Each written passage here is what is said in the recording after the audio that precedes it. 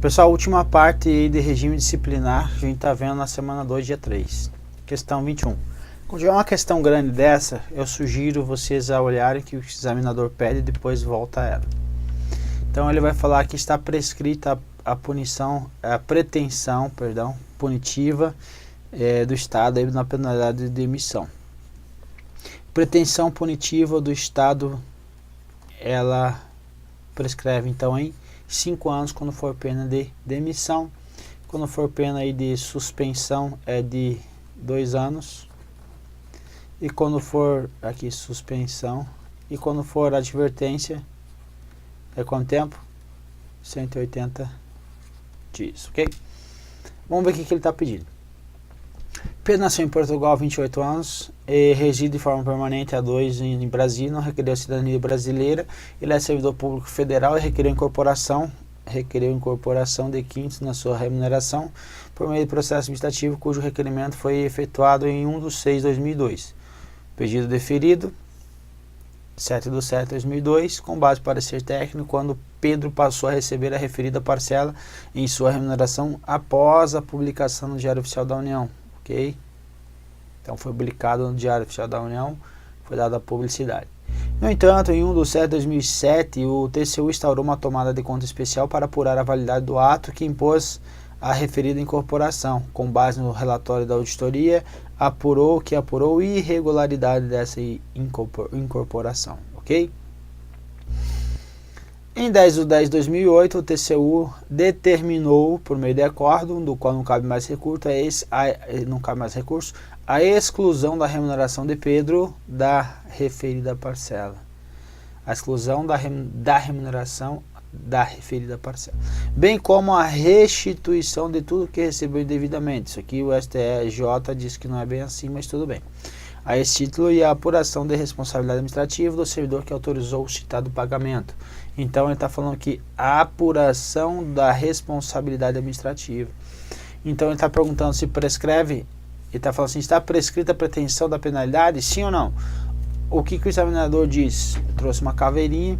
Olha o que ele entende. Ele entende que quando foi dada a publicidade do ato, foi após a publicação do Diário Oficial da União, que ocorreu dia 7/7/2002. 5 anos seria 2007. Ou seja, a apuração da responsabilidade foi determinada em dia 10/10/2008, 10/10/2008, ou seja, após a pretensão punitiva pelo Estado, a prescrição ocorreu já, segundo o entendimento do TCU. Segundo o entendimento do TCU, foi da ciência do ato, ok? Então veja que o TCU, o que o examinador, o que ele entende? Ele entende que teve a ciência do ato dia 7/7/2002, então não caberia então mais a penalidade de demissão. Mas ele não traz como base o que? 1/7/2007 é quando o TCU instaurou o TCA, que apurou a ciência da irregularidade, ocorreu em 1/7/2007. A ciência da irregularidade ocorreu novamente 1/7/2007. Então nesse caso é que a partir dali que poderia ocorrer o que? A pretensão punitiva, ela ia começar a contar a prescrição, ela ia começar a contar dia 1/7/2007, ou seja, 7, 8, 9, 10, 11, 2012 ela terminaria. Não, o nosso querido examinador entendeu que a partir da ciência do ato, ele sendo entrou no ordenamento jurídico, que começou a valer. Então esse entendimento aí que o examinador está cobrando na tua prova. Então não é entendimento de doutrinador, não é entendimento de Silvia, de Eli, de Bandeira de Melo, não é entendimento aí de Carvalho Filho, não, entendimento do examinador. Então, entendimento do examinador foi publicado no Diário Oficial da União, foi a partir dali que ele começou a contar. A questão, a meu ver, estaria incorreta, mas o examinador pensa dessa forma, e dessa forma que você tem que pensar também, infelizmente, ok?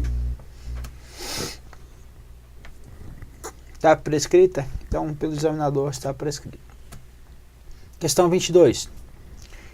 A denúncia Vamos ver se a gente resolve por aqui. A denúncia anônima pode justificar a instauração de sindicância investigativa? Sim. Pode ser justificada. Primeiro, vou chegar até aqui. Então, denúncia anônima pode ensejar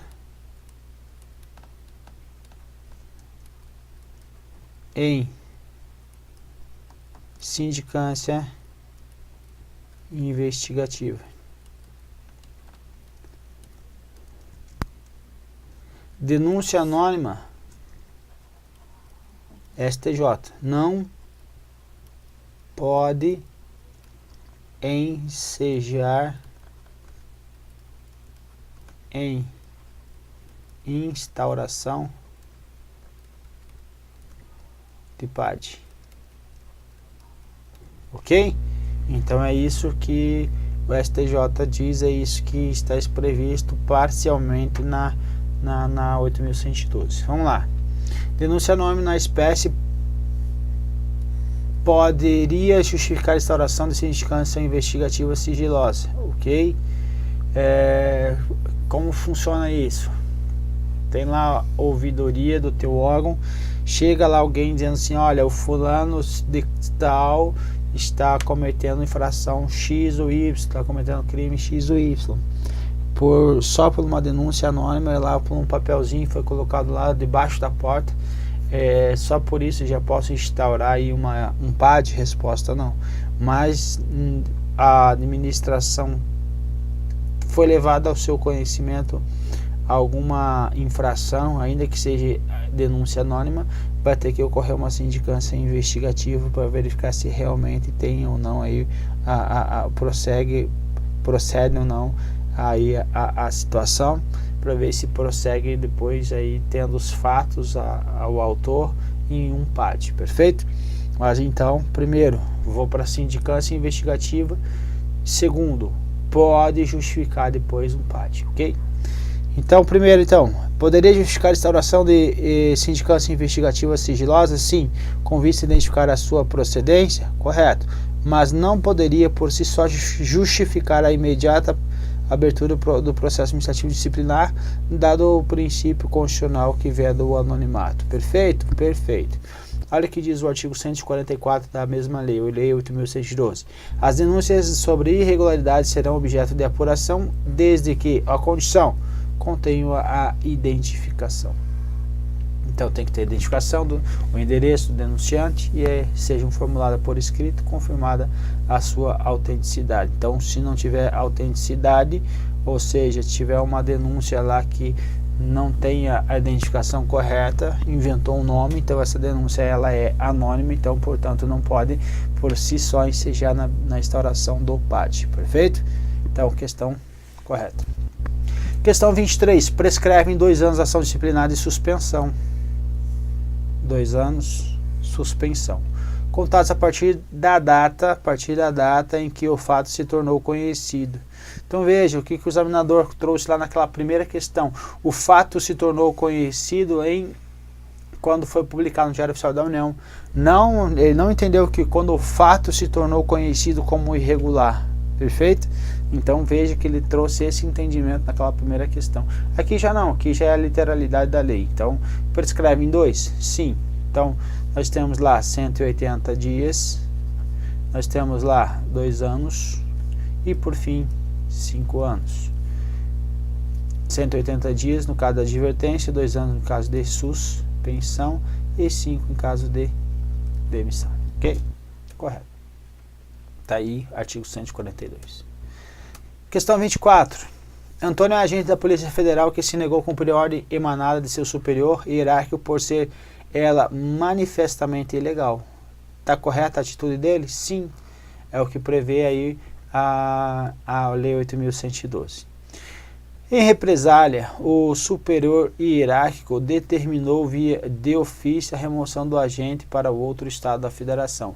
Esse caso aqui ele é um desvio de poder ou um excesso de poder? É o caso de desvio de poder, ok? Antônio praticou ato lícito ao se negar a cumprir a ordem manifestamente ilegal? Então, o que ele fez está correto? Resposta sim. Ato lícito está correto. Olha o que diz o artigo 116, perdão. São deveres do servidor cumprir ordens superiores. Aqui é a regra. Exceção, não cumpro, quando manifestamente ilegal, ou nesse caso ilegais. Questão 25. Ao servidor não é permitido atuar como procurador ou intermediário em repartições públicas. Certo? Até aqui, certo. Quais são as duas exceções? São essas aqui, ó. Para tratar de benefícios previdenciários ou assistenciais para parentes até o 2º grau de cônjuge ou companheiro. Isso daqui trata-se do que? Da exceção. Exceção. Quando for o que? Tratar de benefícios previdenciários e assistenciais. Então, esses benefícios, a quem ele pode prestar? Para qualquer pessoa? Para um sócio? Não. Para um amigo? Não. Apenas para o quê? Parentes até o 2º grau. Ou cônjuge / companheiro. Deixa eu apagar isso aqui. Então veja, a regra é o que? Ao servidor não é permitido atuar como procurador ou intermediário. Essa daqui é quem? A regra. Exceção, posso para contratar de benefícios previdenciários e assistenciais a quem? A parentes até o 2º grau, cônjuge ou companheiro. Aqui está dizendo que não é permitido nem para isso. Então o que ele quis falar? O que ele quis na realidade? Ele quis enrolar aquela pessoa que deu só uma lida geral na matéria e lembra algo parecido com isso. Ele disse, realmente era isso. Não, olha o que diz o artigo. É proibido atuar como procurador intermediário junto a repartições públicas, salvo, exceto, quando tratar de benefícios previdenciários ou assistenciais de parentes até o 2º grau de cônjuge ou companheiro. Então, a questão está errada, porque ela diz que nem para eles pode ocorrer. Questão casca de banana. Isso daqui é uma questão que ela não é uma questão trivial, certo? É uma questão que exige um pouco mais de nós aí. Então, eu vou colocar uma estrelinha aqui. Então, olha só. Clarissa, ela é agente de polícia do DF, conduzia veículo da Secretaria do Estado de Segurança e de Defesa do DF quando se envolveu em um acidente que causou danos materiais. Causou danos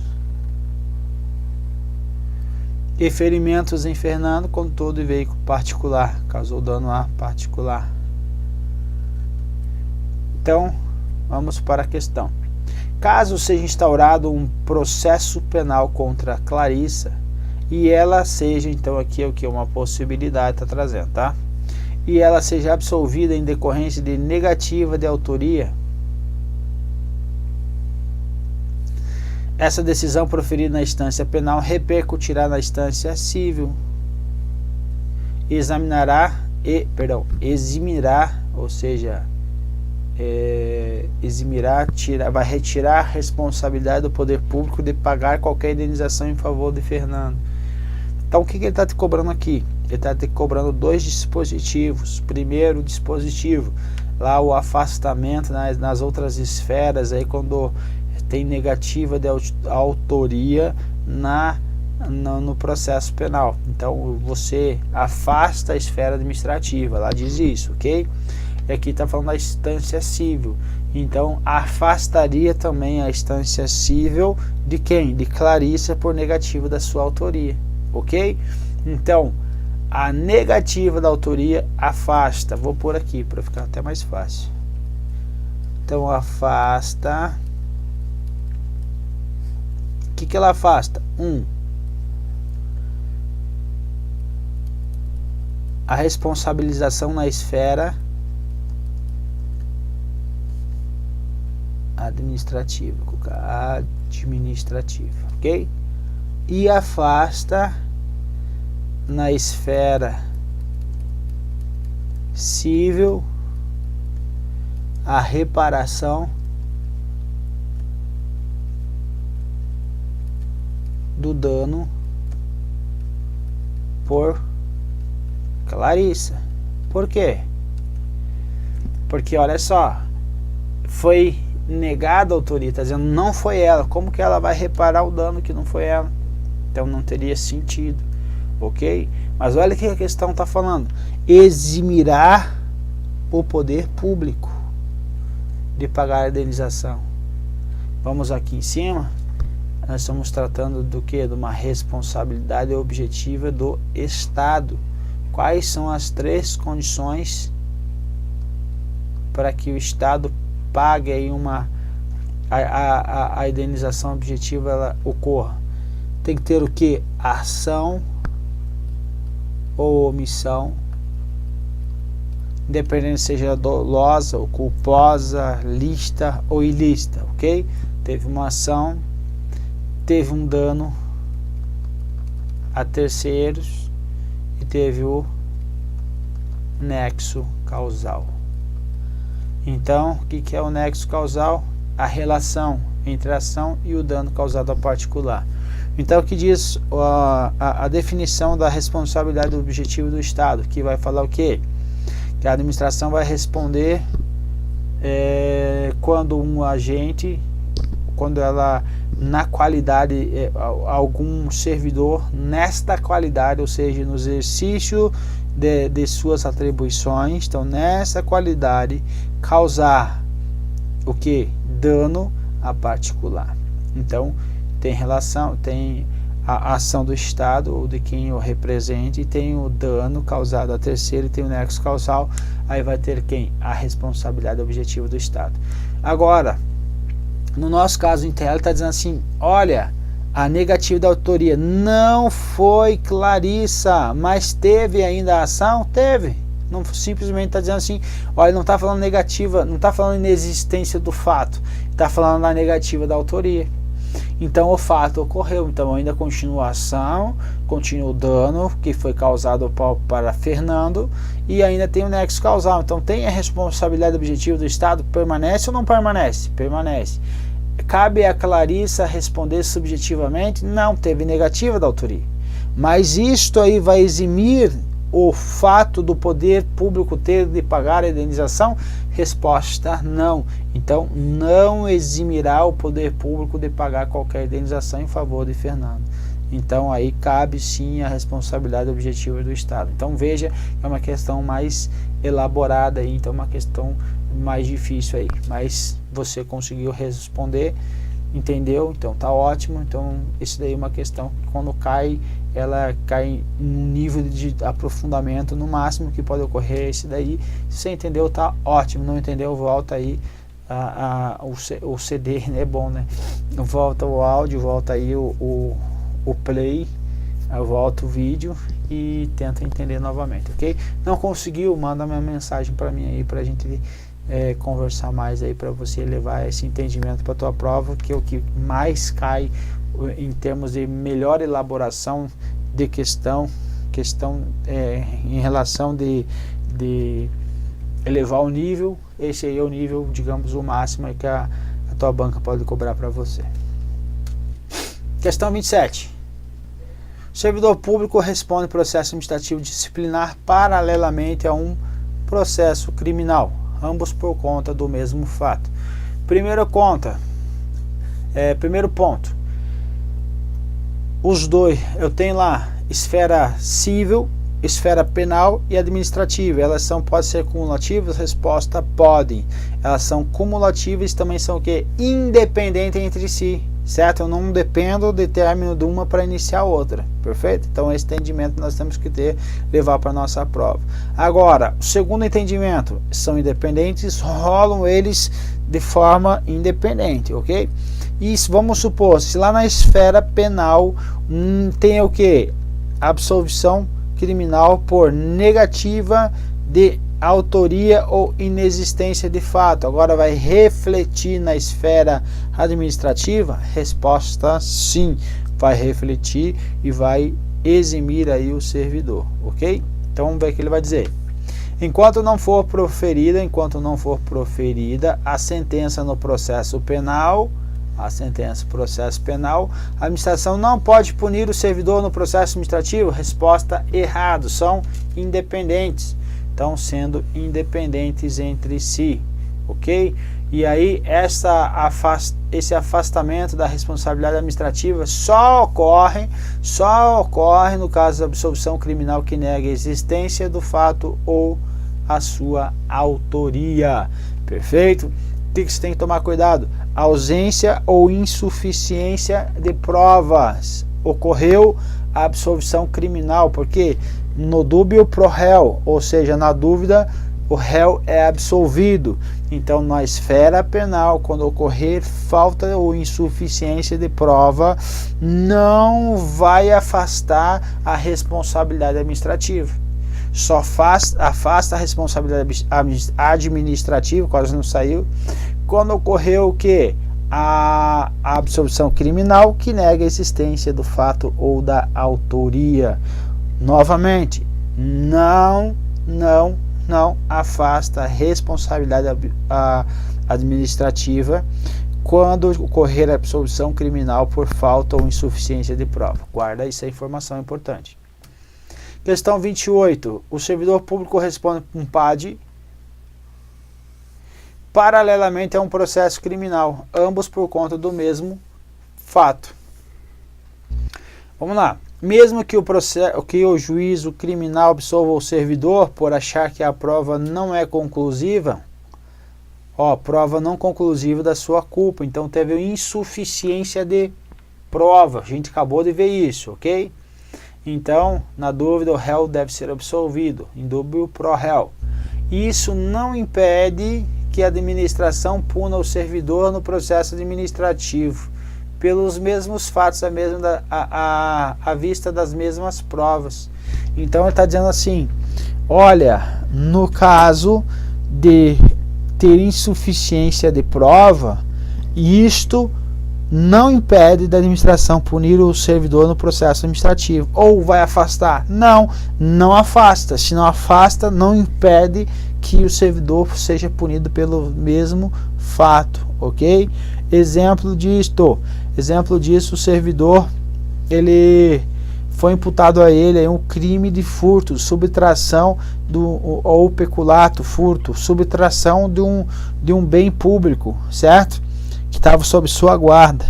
Foi negado, e aí foi visto que não foi conclusivo aí que a culpa era dele, que foi ele quem subtraiu esse bem.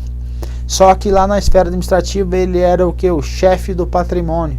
Ele tinha o dever de guardar aquele bem. Então ele vai ser punido com uma pena de advertência, por exemplo, por ter sido omisso aí, quando fechar o depósito, por exemplo, como cadear o depósito, não cadeou o depósito, então ele vai ser punido por uma pena de advertência. Pode ser, não tem problema, ok?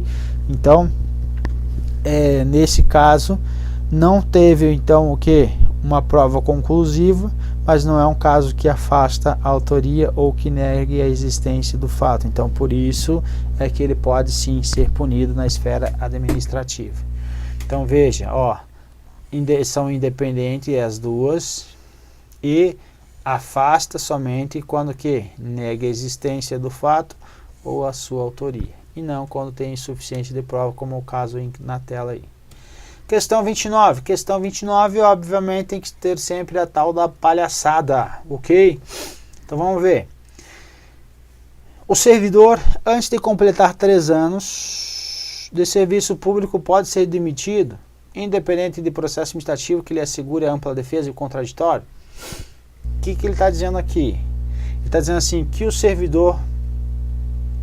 Olha como que o examinador... Duas possibilidades aqui. Primeira possibilidade, segunda possibilidade. O servidor, antes de completar 3 anos, ele pode ser demitido. E ele fala que independente de processo administrativo disciplinar aí, ou processo administrativo, que ele assegure a ampla defesa contraditória. Primeiro ponto. Vamos pensar aqui. O servidor, antes de falar das duas hipóteses, o servidor pode completar, antes de completar 3 anos de serviço público, ou seja, ele não é estável. Segundo, ele está em estágio probatório. Então, o servidor estando em estágio probatório, certeza que ele está em estágio probatório? Sim. Não é certeza que ele não é estável. Por quê? Porque ele pode ter saído de um concurso e ido para outro, passado no segundo concurso e agora está no estágio probatório, ok? Então, pode ter isso. Mas, independente disso, ele está em estágio probatório. O que é o estágio probatório? É o período de curso do tempo, que são, pelo artigo 20 da 8.112, está dizendo que é 2, mas não vale esses 2, o que vale é que está escrito lá no artigo 41 da Constituição Federal, que são estáveis após 36 meses, e não após 2. Então, servidor estável / estágio probatório, tá? O estágio probatório, o STJ diz que entende que é nesses 36 meses também, tá? Mas a questão aqui que eu quero trazer é o seguinte, não é essa controvérsia aí. Eu quero trazer para você o seguinte: o servidor em estágio probatório, ele estando em estágio probatório, até vou trazer aqui, ó, STJ, o que ele diz, ó: para exoneração do servidor público em estágio probatório, é desnecessário o processo administrativo disciplinar, devendo ser assegurado apenas o direito da ampla defesa. Ok? Volta a questão. O servidor, antes de completar 3 anos de serviço, pode ser demitido, independente do processo administrativo que lhe assegura a ampla defesa? Pode ou não pode? Veja aqui, pode ou não pode? Resposta: não. Por quê? Aqui ele está falando sobre o que? Exoneração. Exoneração não é punição. O que é punição? Demissão. Então não é esse caso aqui, não. Então ele está querendo te enrolar nesse ponto aqui, ok? Então não é um dos casos, porque demissão, ele cometeu uma infração grave. Então não há exoneração, não foi reprovação no estágio probatório a situação em tela. Então agora vamos para as hipóteses. Primeiro, ele está em estágio probatório, ele pode ser demitido agora só por ele estar em estágio probatório, ele pode ser demitido independentemente de processo administrativo, na via administrativa. Então, via ADM, via administrativa, por ele estar em estágio probatório, ainda assim ele só pode ser demitido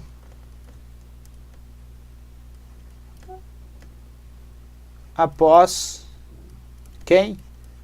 O PAD, que dentro do PAD seja assegurado aí a ampla defesa e o contraditório, ok? Então vamos de novo para a questão, ó, o servidor, antes de completar 3 anos de exercício de serviço público, pode ser demitido, independente do processo administrativo. Então ele está ocorrendo, se colocasse ele via administrativa, só poderia ser demitido após PAD, perfeito? Mas ele não colocou a via administrativa. Então, agora aqui pela via penal, esfera penal. Vamos por aqui, esfera penal. A minha pergunta é: o servidor pode ser demitido? Pode. Pode ser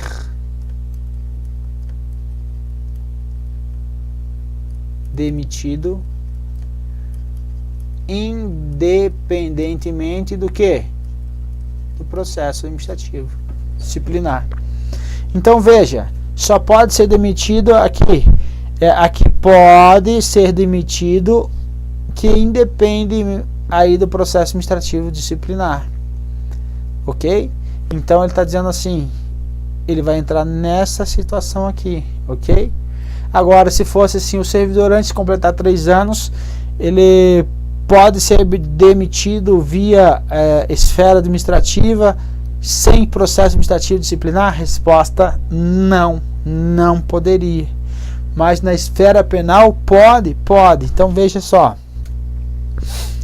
Ó, são estáveis após 3 anos.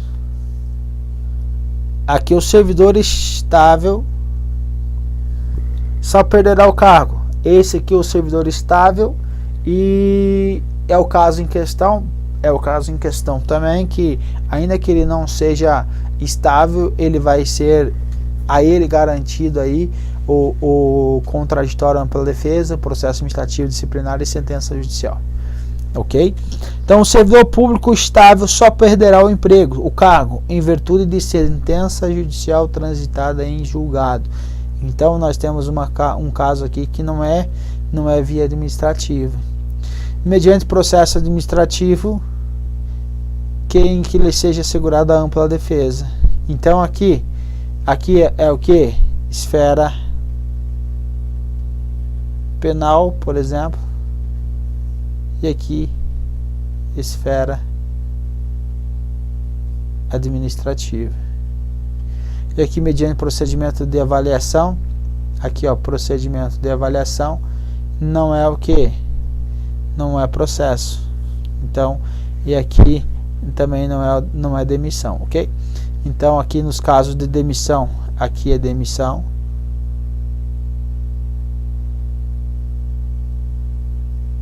E aqui também é demissão. Aqui não é. Então não se enquadraria. Então, veja, o examinador diz que ele entendeu? Ele entendeu que o servidor, antes de completar 3 anos de serviço público, pode ser demitido, independente de processo administrativo, que lhe assegura ampla defesa. Ele diz que não pode. Ou seja, antes de completar 3 anos, ainda assim ele tem que ser demitido independentemente do processo, depende do processo administrativo. Só que aí ele está falando só na via administrativa, é isso que ele está pensando. E ele não colocou isso e prejudicou a questão, porque ele pode ser demitido tanto como por meio de processo administrativo, que lhe seja assegurada a ampla defesa, quanto na via judicial, que ocorre também a ampla defesa e a asseguração da ampla defesa e o contraditório. Então, por isso que essa questão ficou prejudicada, porque ela deu esse outro sentido. O que ele quis então trazer foi: olha, o servidor, ainda que não tenha completado 3 anos, ele só pode ser demitido caso seja assegurado aí o procedimento administrativo, que ele seja assegurado a ampla defesa, ok? Mas tem o procedimento judicial aí que não é administrativo e ele não abordou essa questão. Então, por isso que não sei se vocês entenderam aí o que eu quis falar para vocês, ok? Questão 30. Em determinado órgão da administração pública federal direta foram verificadas as seguintes situações relacionadas à atuação funcional de 2 agentes. Relativamente ao primeiro, Pedro, verificou-se que, além de ocupar um cargo de agente administrativo, igualmente era empregado do Banco do Brasil. Então tinha que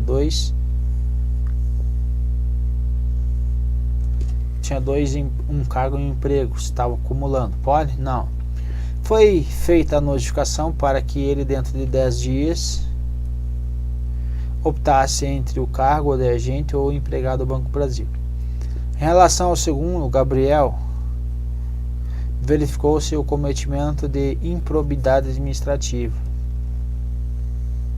Considerando tais situações, no âmbito da administração pública, julgue o item a seguir. A autoridade competente deverá imediatamente instaurar um processo administrativo disciplinar apurado na conduta de Gabriel. Então, deverá imediatamente instaurar um PAD, porque ele está o quê? Cometendo aí uma improbidade administrativa. Correto? Correto. Olha o que diz aí. A demissão será aplicada nos seguintes casos: improbidade administrativa, inclusive esse cara não vai voltar mais para o serviço público. A autoridade que tiver ciência da irregularidade do serviço público, no serviço público, é obrigada a promover sua apuração imediata mediante sindicância ou processo administrativo disciplinar assegurado ao acusado a ampla defesa. Então, mediante sindicância ou PAD. Volta. Aqui ele está falando que imediatamente estará um PAD. Tá certo ou não? Resposta. Vamos ver. Improbidade administrativa é o caso do quê? De demissão. Então, o caso de demissão vai entrar quem? O PAD. O PAD é para os casos de suspensão superior a quanto tempo? A 30 dias. Então, são casos mais graves e no caso de demissão também, que é mais grave. Nos demais seria então a sindicância. Então, o item está correto. Beleza, meu povo? Então, terminamos aí então essa bateria de questões. Até a próxima. Um abraço.